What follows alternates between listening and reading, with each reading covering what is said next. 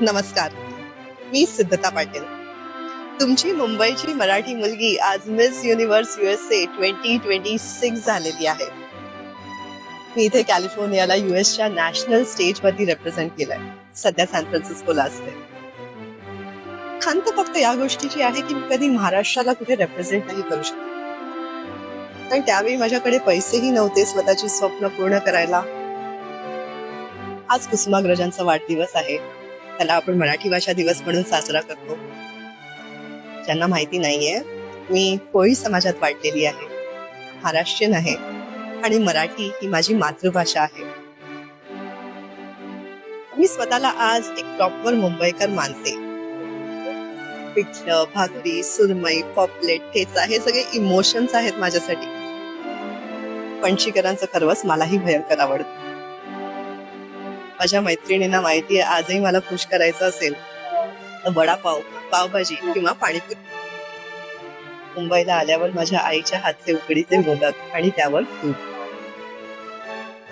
पण ह्याच्याहून पलीकडे मी स्वतःला एक प्रॉपर मुंबईकर यासाठी मानते, कारण लहानपणीपासून ते माझ्या इंजिनिअरिंग कॉलेज पर्यंत मी रोज लोकल ट्रेनचा प्रवास केलेला आहे. चालत्या गाडीत चढले आहे, चालत्या गाडीतून उतरले आहे, बॅकपॅक पाठीवर न घेता समोर घेऊन पीक आवर्स मध्ये प्रवास केलेला आहे. ऍज अ मुंबईकर आपण खूप डेंजरस स्टंट्स करतो बाबा रोज. काळजी घ्या स्वतःची. माझं इंजिनिअरिंग कॉलेज हे विद्यालंकारचे वडाळ्याला होतं आणि मी राहायला भांडुपला होते. ज्यांना माहितीये, भांडूप आणि वडाळा काही जवळ नाहीये.